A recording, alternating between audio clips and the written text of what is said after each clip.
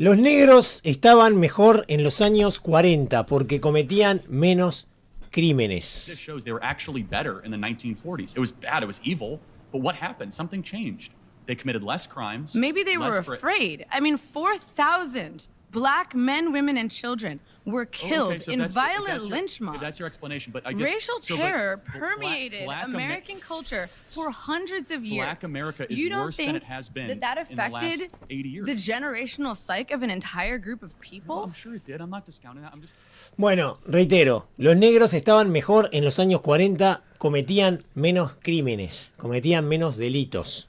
Esta frase fue dicha en septiembre de 2024, hace exactamente un año, por el famoso activista de ultraderecha Charlie Kirk, quien ayer fue despedido con honores por la plana mayor del gobierno de los Estados Unidos tras haber sido asesinado un par de semanas atrás. Cuando dije ayer debía haber dicho el domingo, no ayer, ¿no? Porque cuando escribí esto era ayer, pero ahora ya no es más ayer, no, claro. sino antes de ayer o el domingo. Ayer, o el domingo, exactamente. Gracias, Belén. Bueno. La frase de Kirk, una de las tantas de ese estilo que dijo durante su corta carrera mediática, me devolvió a la mente una historia que me gustaría compartir con ustedes en el día de hoy. Una historia que nos recuerda cómo estaban efectivamente los negros en los años 40 en Estados Unidos. ¿Y cómo estaban? Spoiler. ¿Cómo? Justo de la manera que le gustaría que estuvieran hasta el día de hoy a un supremacista blanco como Charlie Kirk.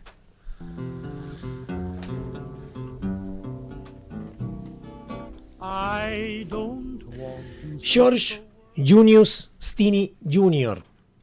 Atentos con ese nombre porque es el protagonista de la historia del día de hoy. Nació el 21 de octubre de 1929 en Pinewood, un pequeño pueblito habitado por unos pocos cientos de personas y ubicado en Carolina del Sur. Y aquellos pocos que están en YouTube pueden ver dónde está Carolina del Sur, ¿no? Está al sur de Carolina del Norte. Exacto, y al sur de Estados Unidos, podemos decir, al sureste de Estados Unidos, sobre la costa atlántica. Lindo momento ahí en plena crisis para nacer el morocho. Bueno, parece que estuviéramos conectados. Ayer estuvimos conectados, Andrés, pero no hablamos de la historia, hablamos de otras cosas, capaz que menos importantes en realidad. Sí. Pero apenas 3 días después, porque claro, yo también dije 1929, ahora voy a chequear. 3 días después, el 24 de octubre, se produjo el famoso jueves fatídico. Se le dice también jueves negro, pero por lo que estamos hablando, el jueves negro iba a quedar mal, iba a quedar feo, iba a sonar. Y allá no saltó la tablita, la little board, no saltó. Sí. Bueno, ese jueves fatídico, lo que sucedió fue que comenzó el crack bursátil de Wall Street, que desembocó en el famoso tema que sufrió el mundo durante años, la Gran Depresión de 1929. Pero en octubre de 1929, el Dow Jones se desploma en casi 25% tras 2 días de ventas nerviosas. La confianza genera confianza, pero la falta de confianza es autodestructiva. La caída de la bolsa es la más devastadora de la historia estadounidense. Bueno, una de las cosas que me llamó la atención del audio, que es un documental de History Channel, es la voz del señor que habla como habla Andrés a veces, sí, ¿no? La voz del documental, ¿no? Que es como ese español neutro, así, tan enfático. Bueno, no serían tiempos fáciles para casi nadie, no solamente en Estados Unidos, sino en el mundo, y mucho menos para el pequeño George, noble integrante de una familia negra y pobre del sur de los Estados Unidos. Eran tiempos, además, del auge de la segregación racial, amparada, tal como refleja una interesante nota de Amnistía Internacional que estuve chequeando ayer, en las leyes de Jim Crow, que legalizaban la separación y discriminación sistemática entre las personas afroamericanas. Vamos a ver la siguiente foto a través de YouTube, que es justamente este personaje llamado Jim Crow, que es un personaje que fue presentado por primera vez, ¿saben cuándo? ¿Cuándo? En el año 1830, cuando Uruguay estaba naciendo prácticamente como Estado independiente, ya andaba por las calles de manera itinerante este personaje que era interpretado por Thomas Rice y que luego se convirtió en un elemento peyorativo para los afroamericanos. Y es por eso que esas leyes se llaman las leyes Jim Crow, ¿no? Leyes que comenzaron después de la Guerra de Secesión o incluso antes y se prolongaron durante varios años del siglo XX, entre ellos en el año 1940 cuando comienza nuestra historia del día de hoy, 1929 con el nacimiento de este chico y que va a tener su epicentro en los 40. Lo cierto es que estas leyes no solo le negaban a los negros los derechos básicos, incluido el voto, por supuesto, no podían votar, ¿cómo van a poder votar? Bueno, sería, mirá si eligen un negro. Claro, mira. Atento spoiler, sí. Haberle dicho. Sino que además perpetuaban una cultura de violencia racial y desigualdad ante la justicia. Esto es importante, ante la justicia, porque tiene que ver con lo que vamos a hablar. Los afroamericanos estaban relegados a la pobreza, a la marginación y el temor constante de ser víctimas de linchamientos o acusaciones infundadas, ¿no? Cualquier cosa que pasaba en el pueblo o en la ciudad o en donde fuera, era fácil echarle la culpa al negro, ¿no? Había una justicia para blancos y otra justicia para negros. Funcionaba así. Y en ese contexto, los afroamericanos solían ser condenados sin pruebas sólidas. Los jurados estaban compuestos únicamente por blancos y los abogados de oficio, porque obviamente los negros no podían contratar un abogado, entonces lo que había que asignarles era un abogado de oficio, y que cuando se los asignaban, digamos que no hacían su trabajo de la mejor manera, o no le ponían el esfuerzo ni las ganas necesarias ante una situación de esas características. Cambio.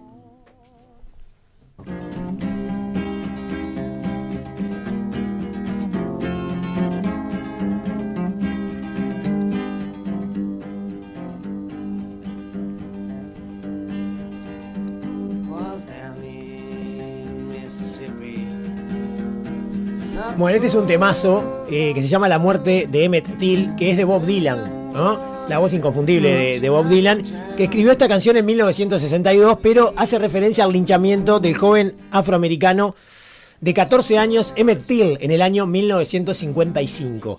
Para que vean ustedes que no solamente estaban mal en los 40 los afroamericanos en Estados Unidos, sino también en 1955, pero no nos vamos a adelantar. Este es el velorio justamente de Emmett Till, que fue, digamos, producto de un linchamiento, su muerte, en el año 1955. Ahí vemos el ataúd y la familia ahí llorando su muerte.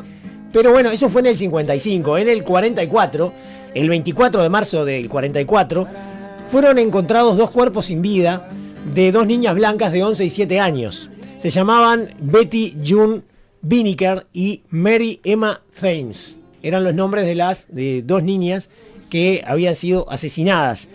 Habían sido vistas por última vez el día anterior, o sea, el 23 de marzo del año 44, mientras andaban en bicicleta y buscaban flores, ¿no? Estaban allí recolectando flores. Las dos fueron asesinadas a golpe mediante la utilización de una barra metálica, que después se supo que era una barra metálica. Una situación horrible, espantosa, ¿no? Pocas horas antes de su desaparición, aquel día 23 de marzo, las niñas fueron vistas conversando con un niño afroamericano. Ese niño, que entonces tenía ya 14 años, era George Stinney Jr. ¿Se acuerdan que les comenté que había nacido en el 29? Bueno, todavía no había cumplido 15, tenía en ese momento 14 años. Esa breve interacción que alguien dijo que tuvo Stinney con las niñas alcanzó para que él fuera considerado el principal sospechoso del doble crimen. Las niñas aparecieron muertas el día posterior, ellas habían hablado con un niño negro y entonces todo el mundo supuso que el asesino era él. Claro. Pocas horas después fue detenido en su casa, en donde vivía con su familia en un barrio, por supuesto, segregado, ¿no? Allí en Carolina del Sur. Ese mismo día, sin la presencia de un abogado ni tampoco de sus padres, Stinney fue sometido a un interrogatorio, imagínense ustedes en las condiciones, que terminó con una supuesta confesión. Según los agentes de la policía, George admitió haber matado a las niñas tras un altercado. Había discutido con ellas y supuestamente en esta confesión dijo que las había matado.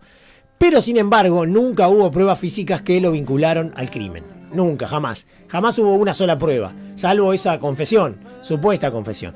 De hecho, la barra metálica utilizada como arma homicida jamás fue encontrada en posesión de Stinney. Y no hubo evidencia forense que lo implicara. Vamos a ver la siguiente foto, que es justamente la foto de Stinney ya arrestado, ¿no? Sin ninguna garantía, ¿no? En el proceso y con apenas, reitero, 14 años, ¿no? 14 años. Por otra parte, luego de que su hijo fuera acusado tan horriblemente por este crimen, un crimen espantoso, estamos hablando de dos niñas, ¿no? De 11 y 7 años, el padre de George fue despedido de su trabajo y toda la familia se vio obligada a huir por temor a represalias de la comunidad, que estaba absolutamente irritada por lo que había pasado. Y bueno, la policía detuvo a este chico y este chico era el culpable, Claro. ¿no? Entonces, bueno, querían hacer justicia por mano propia, Claro. incluso con la familia, con los hermanos, con quien fuera de Steeny Jr. El juicio se celebró apenas un mes después del arresto. Un mes después del arresto ya hicieron el juicio, ¿no? Lo más indignante es que duró unas pocas horas y aún peor, el jurado, compuesto exclusivamente por blancos, ¿cuánto piensan que tardó en dar su veredicto? 10 minutos. ¿Cuánto, perdón? Yo dije 2 minutos, Yo dije 10. 15 segundos. 10 minutos. Acertó Joana. Qué raro. 10 minutos. Volvió, ya acierta. Ya ganó. Es impresionante. Menos mal que no había competencia hoy. 10 minutos para emitir el veredicto de culpabilidad. 10 minutos. Cualquiera que haya visto una Sí, película sabe todo lo que demoran Sí. estos procesos. O sea, los juicios duran varios días, Sí. ¿no? Bueno, no duró absolutamente nada y el veredicto, salió en apenas 10 minutos luego de la deliberación, que no sé si llamarla así, de los jurados. George Steeny Jr. fue condenado a muerte mediante la silla eléctrica, la pena capital, con 14 años, convirtiéndose en el condenado a muerte más joven de la historia moderna de los Estados Unidos. El 16 de junio de 1944, George Steeny fue ejecutado en la silla eléctrica en la penitenciaría estatal de Carolina del Sur. Lo que sigue es realmente desgarrador. El chico tenía apenas 14 años y era tan pequeño que los encargados de la ejecución tuvieron que colocar una Biblia debajo de él, en el claro. asiento, para elevarlo y asegurar que los electrodos hicieran contacto. Su máscara facial, hecha para adultos, era demasiado grande y se deslizó de su rostro durante el proceso, exponiendo su expresión de dolor y de pánico durante la ejecución. Vamos a ver las fotos, porque existen fotos, ¿no? de ese momento. Miren la foto, lo que es, ¿no? Es complicado, dudé de poner esta foto, pero la verdad que es espantosa, pero me parece que refleja un poco cómo fue la situación. Y podemos ver la foto siguiente también, por favor, que es una foto de un libro que lo escribió Kendan Bell, que dice Triple Tragedia en el Alcolu, que es donde fueron encontradas las niñas, Ahí ¿no? va. Y aparece la foto de él y aparece la foto también de las dos niñas. Y lo interesante es que dice triple tragedia, ¿no? Claro. ¿No? Es que suma también a la situación de Steeny. Lo normal es que los condenados a la pena capital, o sea, la pena de muerte, entre apelación y apelación, estén años en el corredor de la muerte. Años. Sí. Incluso, a veces mueren por otras razones y no llegan a ser ejecutados. Claro. ¿No? Cualquiera que haya visto una película lo sabe. Sin embargo, este adolescente de 14 años, en solo 83 días, fue acusado de asesinato, juzgado, condenado y ejecutado por el Estado.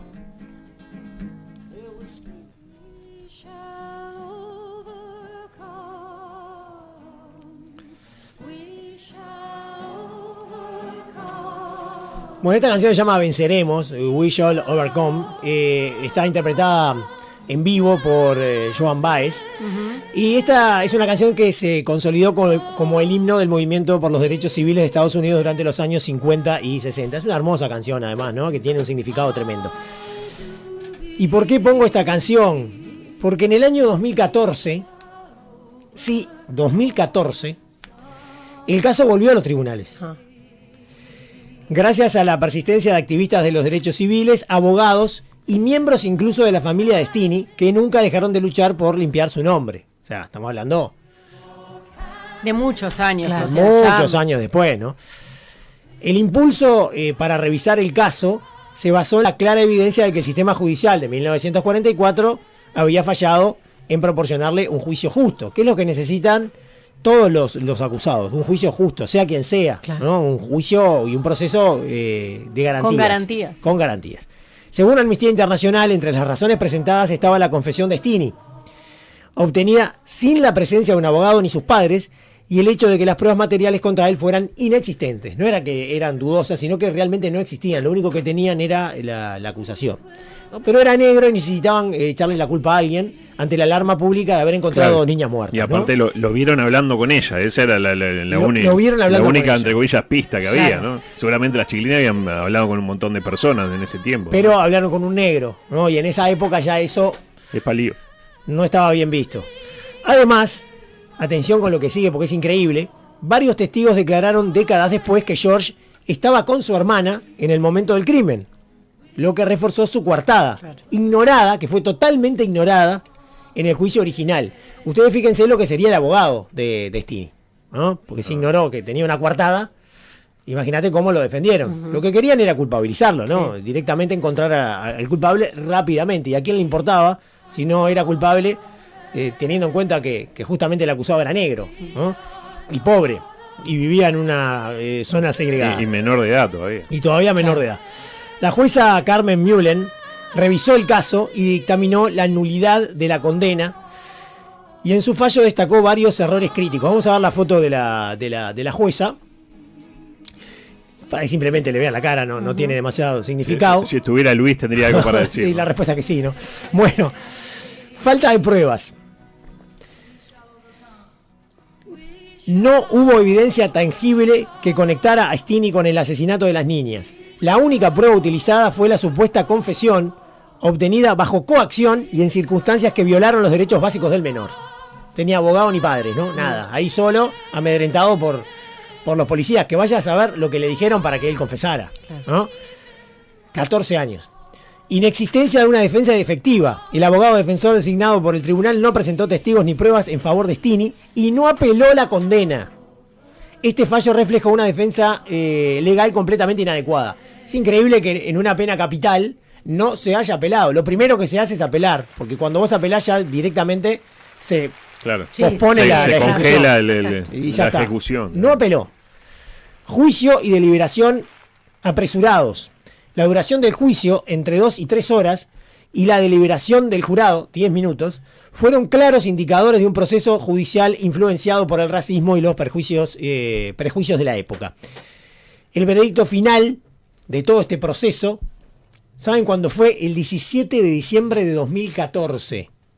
17 de diciembre de 2014, en el cual este proceso terminó anulando la condena del año 1944. George Junius Stini había sido asesinado por el Estado de su país hacía 25.751 días. A veces se dice que la justicia llega tarde, pero llega. Tarde, pero llega. En este caso... No llegó, porque la vida se ha perdido igual. 70 años, ¿no? 70 años. Impresionante. 70 años. Cambio, por favor.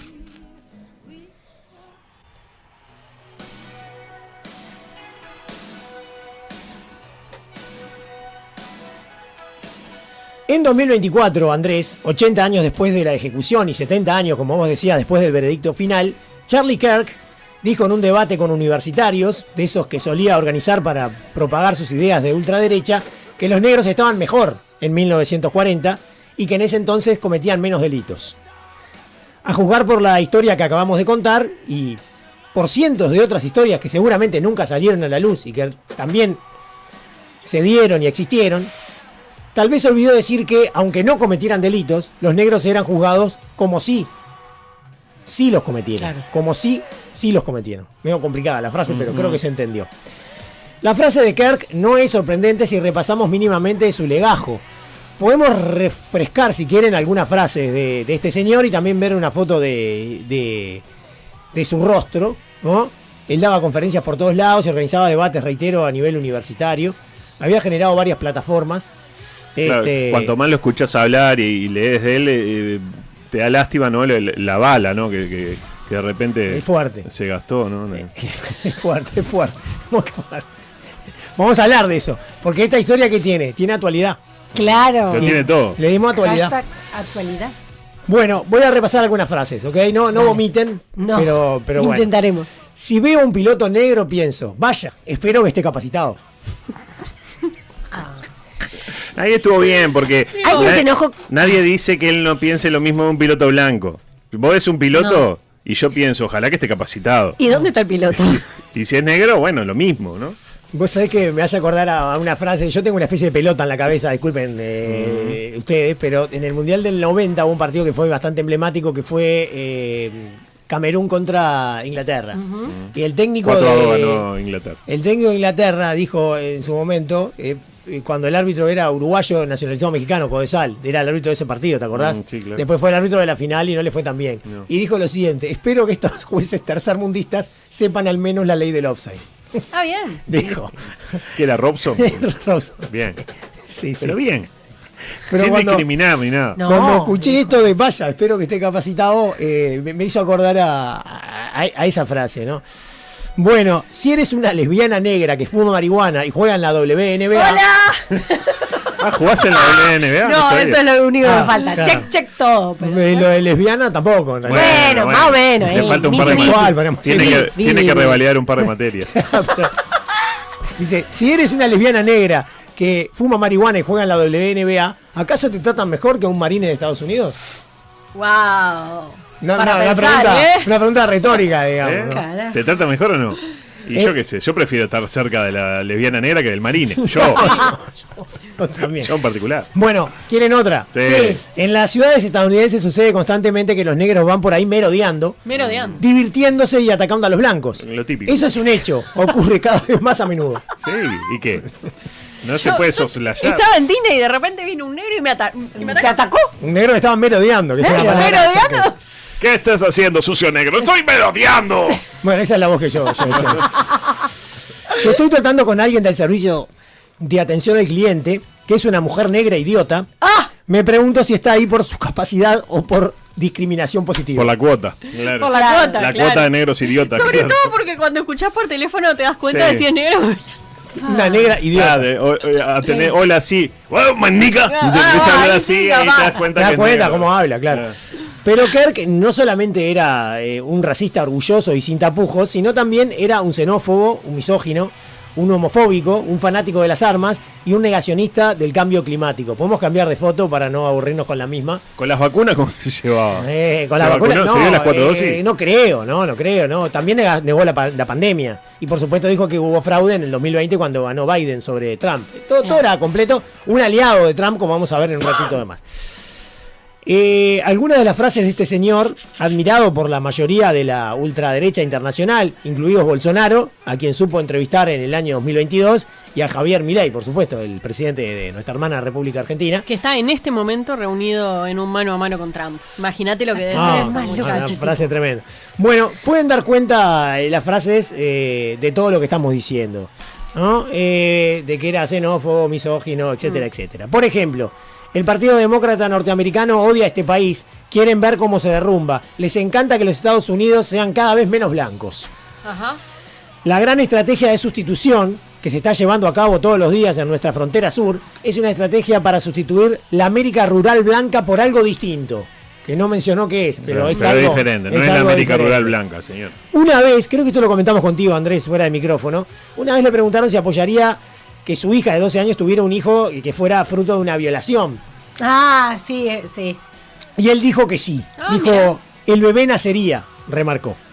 Aunque sea negro el violador, Bueno, ahí habría que ver. Que lo piensa ahí. estaría merodeando. Mirá si le sale... Un merodeador. Mirá si le sale negro, justamente. ¿no? Claro, un pequeño merodeador. Nada raro, ¿no? Esta frase para un hombre que aseguró que el aborto es peor que el holocausto, ¿no? Y le dijo, pero estás diciendo eso. Sí, lo digo y lo remarco. No tengo ningún problema. Mira.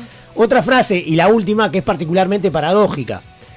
Creo que vale la pena pagar el precio, lamentablemente, de algunas muertes por armas de fuego cada año para poder disponer de la segunda enmienda que protege nuestros demás derechos otorgados por Dios. Es un trato prudente, es racional. Tomá dijo. prudente. Cabezazo, gol. Sí, barbaridad de libro.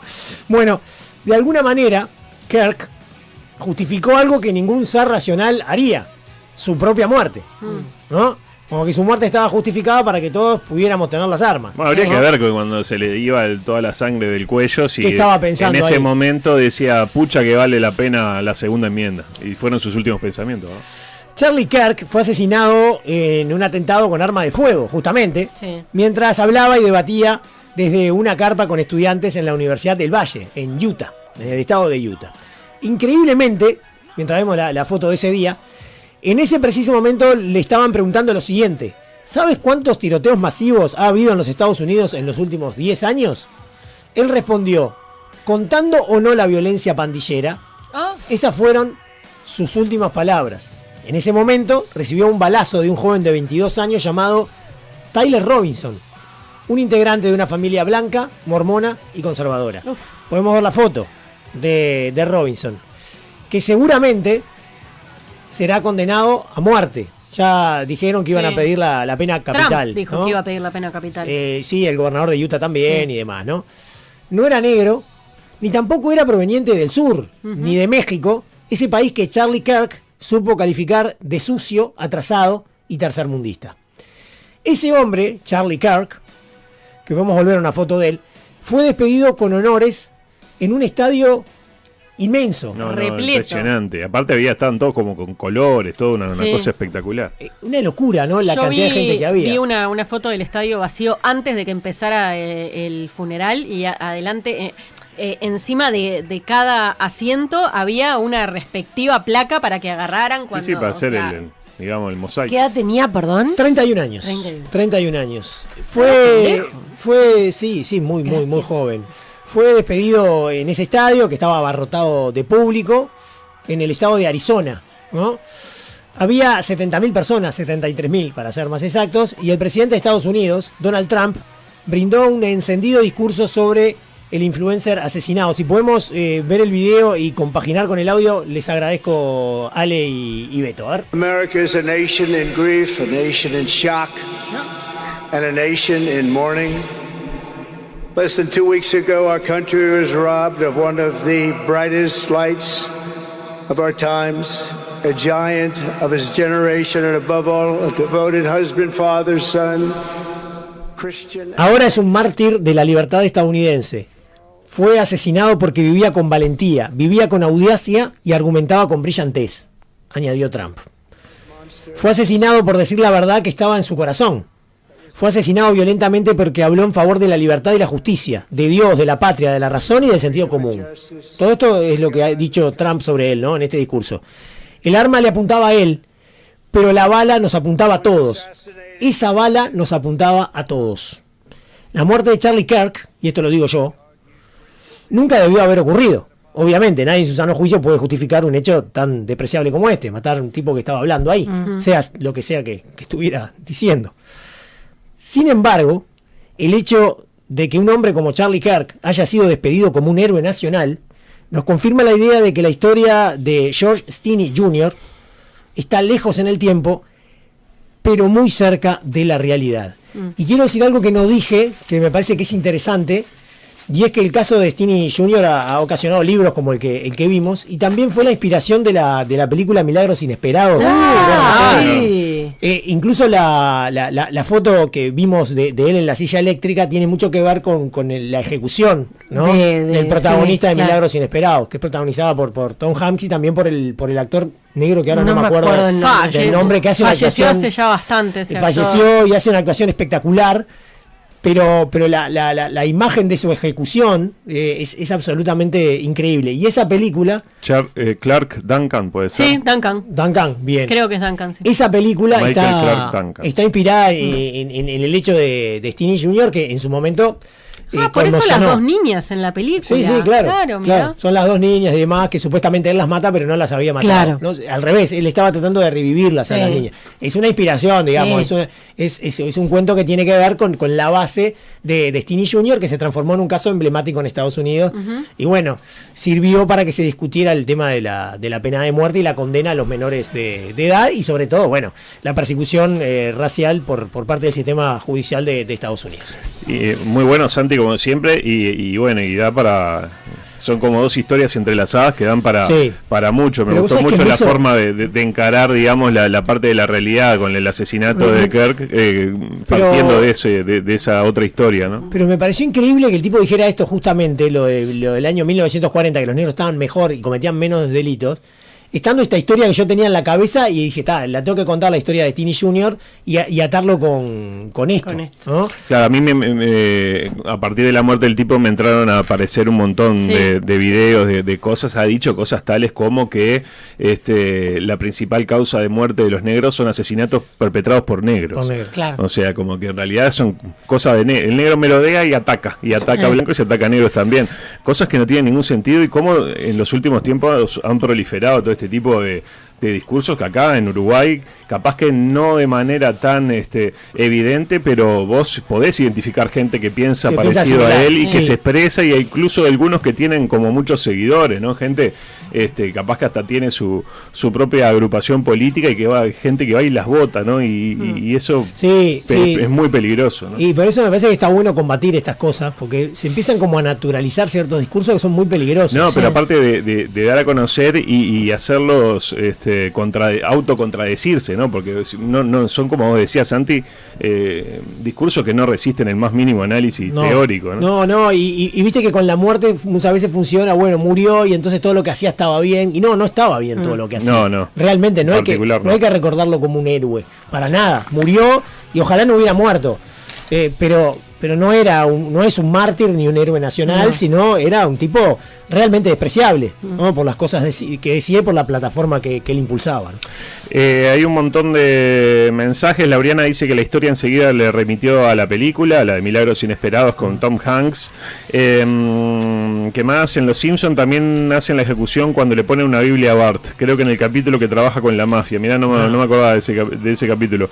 La barra del Ku Klux Klan está de luto, dice Emiliano. Milagros Inesperados, el nombre de la película, dice Carlos. Bueno, ya lo habíamos dicho, pero no está de más remarcarlo. Sí. Lamentablemente toda esa mierda ya está instalada y ahí se va a quedar, dice Nacho. Bueno, pero más allá de que esté instalada, entre todos podemos aportar para que digamos que cada vez menos gente se pliega a este tipo de discurso tan peligroso, ¿no? Y déjame decirte una cosa, por eso creo que es tan nociva la actitud de Tyler Robinson de haberlo asesinado, porque de alguna manera colabora con la generación de un mártir, ¿viste? Con esa sensación de que en realidad lo que se fue un tipo espectacular y que hacía cosas muy buenas para los Estados Unidos y demás, ¿no? Justamente por ese asesinato, cuando no es la manera de combatir esas ideas. La manera de combatir esas ideas es con otras ideas. Igual seguramente Tyler Robinson va a tener, digamos, un juicio bastante más justo que el que tuvo el morochito, ¿verdad? Sí. Por decirlo de una manera un poco despectiva. Viajamos bastante por Carolina del Norte, dice Miguel. Georgia y Florida en los 12 años nuestros allá, y pasamos por muchos pueblos pequeños en la ruta, principalmente negros. Cuando te parás en esos lugares, incluso hoy se sienten cosas raras, incluso en partes que ves blancos y negros, en algunos sitios todavía están. Es como que, bueno, ve como algo energético, como capaz, diferencias, ¿no? Sí, están separados en algunos casos. Eso. Bueno, acá está el ejemplo, mirá, está la foto terrible de Bart siendo dos Biblias le pusieron a Bart porque no daba. Buena columna, Santi. ¿Vieron el discurso del pastor afrodescendiente en relación al asesinato y todos los discursos mediáticos? Fue fuerte y al medio. Acá te espero, don Alice Gordillo. Me gustaría saber qué piensa, por ejemplo, un Gustavo Salles sobre este personaje, ¿no? Porque tiene muchos puntos en común del discurso de toda la parte del antiaborto y el tema del negacionismo de las vacunas y del cambio climático. No sé, me interesaría. Acá hay uno que se jacta de darle una mano a la gente, que dice y afirma que en Gaza no hay inocentes, dice Tito, mezclando quizás un poco los temas, ¿no? Gran columna de Santi, dice Sol. Parafraseando Benedetti, que un tipo como ese se muera no es la solución, pero algo es algo, dice Joselo. Hicieron más eficientes los procesos del Estado y nos quejamos, dice Alex Ingénero. Claro, porque es expeditivo, ¿no? Igual algo importante me parece que la jueza que haya dado el juicio entre muchas sea blanca, comillas, no, justa, claro, sea blanca y blanca, ojitos claros, creo que es algo, ¿viste? Tan blanca no debe ser de tener algún pariente afrodescendiente, para mí, ¿no? Le debe gustar merodear. Porque así como todos los hombres no somos abusadores y violadores, no todos los blancos son racistas. Exacto. Yo tengo un amigo blanco que no es racista. Sí, blanco y hombre, pero es abusador. Sí, es abusador, pero no es racista. Dice, excelente informe, dice Robert. Daniel también.